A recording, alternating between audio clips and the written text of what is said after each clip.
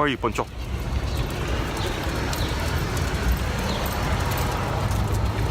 Poncho.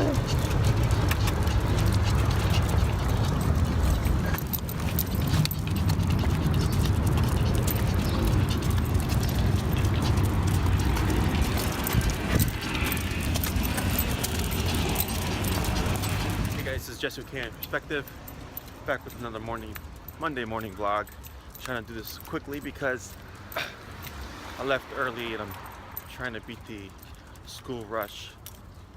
But in today's vlog, I just wanted to actually follow up on this video I put up just last week about using e-collar with stable and dogs with issues.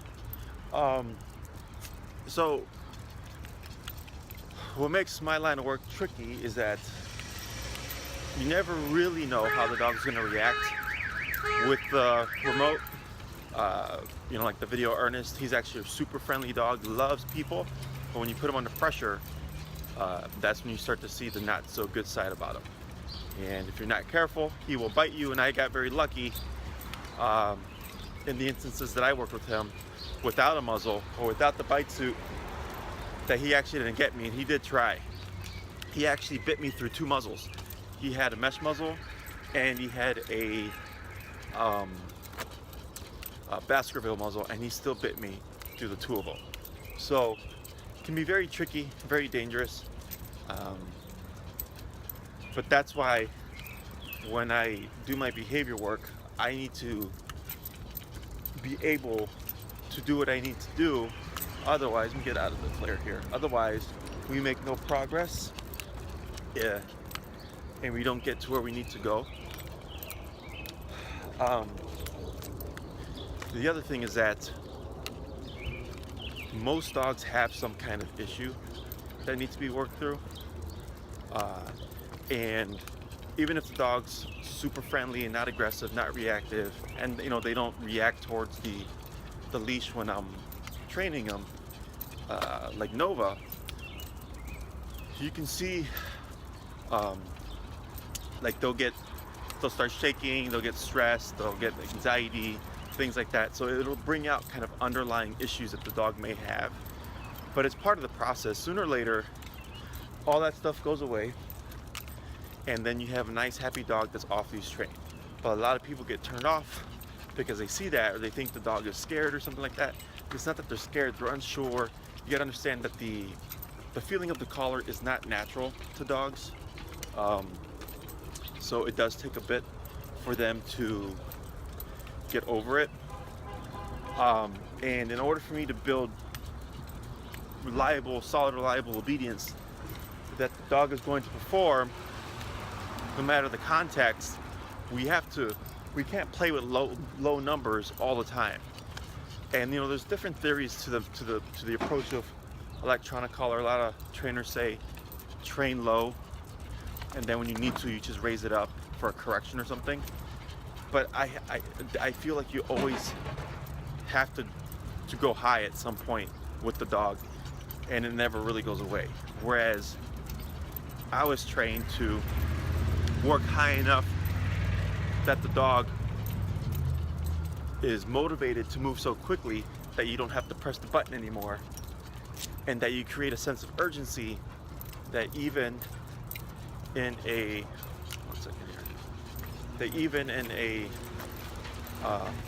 emergency setting, that it is so programmed into the dog's brain that they are not going to question it. So they're not going to question it, right? So I mean, I can see both methods working. I actually did start, when I was trying to self-teach myself electronic collar, with training low and then going high as needed. And I actually wasn't a big fan of it. I much prefer the way that I do it now. And on occasion, I might get a personality that works better with that method of working low. And actually, when starting out with any kind of obedience or any kind of thing that's unnatural to a dog, I do always start low to teach them what the collar means, because it is completely foreign to them. But once I know they understand it, I raise my number, I find that magic number that's going to make them move um, that's going to get their attention, and that eventually over time I'm not going to have to even push that button. But when working with these unstable dogs, I mean, there's so many variables that can come in. You know, like the other day I started a new client. The dog was deemed aggressive. I walked in, I was like, your dog's nervous. I'm sure he probably saw something, but you know, we'll see what we get. And because he wasn't full-blown trying to attack me. So for me, aggression is the dog's full-blown trying to attack you no matter the context. This guy just doesn't like pressure, so he was being a brat, but then he's super nervous, so then he overreacts and goes into fight mode, but he's panicking the whole time. So he managed to get me. He didn't break skin or anything, but he did leave a good little bruise. But you know, working him through it with the electronic collar, and he was actually really low, which was good because he's such a nervous guy. If you go too high, it sets him off and makes it difficult to work with. But then, you know, it's late at night, I'm working with this dog, and he starts barking, and it's like 9 o'clock at night, and obviously I'm trying to keep things quiet because people are sleeping, and just in general, I don't want a dog barking out loud, and it makes my job difficult. Do I care? No, I don't care. It's part of what I do. But that's why it's important that if you're hiring a trainer, and at least a trainer that you believe happens to be a great trainer, then let them do their work. You know, don't make it harder on them, because then everybody's life is more difficult. So, you know, when you see a trainer working with a dog, and it could be out in the street, and you see the dog protesting or fighting, barking, lunging at the trainer, blah blah blah, hopefully the trainer is doing their job, and you know, it is just working up to the process. But don't try to chime in and tell them that that's not the right method for the dog, this and that, because you don't know shit. You don't know that dog's issues. I've had that happen to me so many times where I'm working with a dog and somebody wants to stop by and chime in, and they're like, you're a terrible trainer, look at that dog is scared. I'm like, the dog's not scared of me, the dog's not scared because of what I'm doing, the dog's just scared in general. I had a dog that the lady couldn't walk out of her condo unit and take the dog for a walk, because if she went too far, the dog would get super anxious and start to pull back so hard that it would tear up its paws, and to the point it was paw pads until it was bleeding. You know, so then I remember when I was working with her one night, this guy's like stops, and he's there for like 5 minutes criticizing me, and I'm like, nobody asked for your opinion, dude. I was like, you can keep on walking, have a nice day. I don't, like me, I don't care. In the beginning I did, I cared, not anymore. Go ahead. Let's go. So,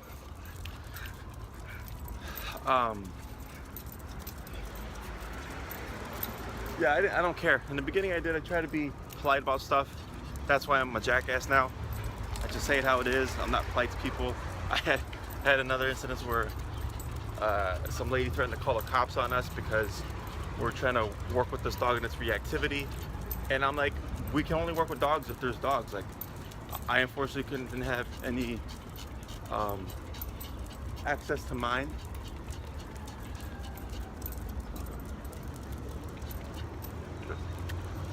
Thank you. Good morning. I didn't have access to my dogs. Have a great day. Thank you, you too. I didn't have access to my dogs, so you know, we use what we can. We use the environment, and unfortunately it sucks, but I've just learned to get over it, not to care about what people think. So, you know, when you see somebody working like myself working with the dog, just because you see that, it doesn't mean I'm punishing them, doesn't mean I'm like trying to hurt them or anything like that. It's just that's how they handle stress, and unfortunately, until we get through it, that is not going to go away. You know, if your dog starts to get shaken up and doesn't have aggression and stuff like that, you know, it's just maybe insecure, doesn't have a lot of confidence, not used to pressure. The biggest thing is pressure. A lot of people don't pressure their dogs when they get them, so then the dogs live rule-free for like 5 years of their life, and all of a sudden you hire me to come in to be like, no, now there's actually a standard you guys need to follow and go by, and expect it to be smooth sailing, and that's not how it works at all. So once the dog gets put under pressure, understands the concept of consequence, then obviously he's going to go under stress, he or she's going to go under stress, because it's something that they're not used to. They've never felt it before, they've never been told no, they've never been told like you need to walk right beside me and not move. But all that stuff goes away. Once they understand pressure game and how it works, pressure on, pressure off, all that stuff goes away. So hopefully I did not go on too many tangents. I think I covered what I wanted to say. But yeah, you know, electronic color work it's like easy and it's not. Like with copper, you saw how far I was able to push them within 4 days, got them to off-leash reliability with a few basic things. You know, most dogs with behavior issues, it's really hard to do that because you're fighting, you're always constantly battling all those issues and baggage that they have. But you know, if you do your homework and I can do my work and get the same results, but never jump to conclusions, never assume the worst. I'm sure in some cases there are some trainers out there that aren't either the best intentioned or have the best skill, and maybe they do, you don't know, and unfortunately it's up to that. It's not your job to determine that, it's the owner's job, and hopefully the owner's done enough research by that point before giving that trainer their money that they have hired someone that is definitely worth their weight in gold. So that's it for today's vlog before the school rush comes, because it's like 7:30 something right now. This is Jesse with Canine Perspective signing off. Thanks for watching. Tune in next time.